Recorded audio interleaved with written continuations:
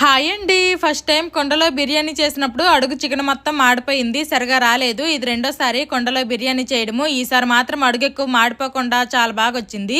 ఇప్పుడు non veg వంటల వీడియోలు పెడుతుంటే మీరు కార్తీక మాసంలో నాన్ వెజ్ తినేస్తారా అక్క అని కామెంట్స్ పెడుతున్నారు. మేము కార్తీక మాసంలో నాన్ వెజ్ తింటాము. మాలాగా కార్తీక మాసంలో కూడా ఎంతమంది నాన్ వెజ్ తింటారో కామెంట్ చేయండి. చికెన్ లో మసాలాలన్నీ వేసి 1-2 గంటలైనా మ్యారినేట్ చేసుకోవాలి. తర్వాత కొండలో కొంచెం ఆయిల్ వేసుకొని మ్యారినేట్ చేసిన చికెన్ వేసి కొండ అడుగు బాగా సర్దుకోవాలి. తర్వాత బాస్మతి రైస్ 60-70% బాయిల్ చేసి పైన లేయర్స్ లా వేసుకోవాలి. ఒక్కో లేయర్ మీద ఫ్రైడ్ ఆనియన్స్, కొత్తిమీర, పుదీనా వేసుకోవాలి. ఫైనల్ లేయర్ మీద కూడా సేమ్ వేసుకొని ఫుడ్ కలర్, నిమ్మకాయ రసము, అలాగే కొంచెం నెయ్యి ఎక్స్ట్రాగా వేసుకోవాలి. ఆవిరి బయటికి రాకుండా గట్టిగా మూత పెట్టి హై ఫ్లేమ్ లో 5-10 minutes, medium to low flame లో 10-15 మినిట్స్ దమ్ చేస్తే చాలు. ఇంకా కొండ బిర్యానీ రెడీ అయిపోద్ది. టేస్ట్ సూపర్ వచ్చింది. ఎవరైనా ట్రై చేయకపోతే ట్రై చేయండి. Bye bye.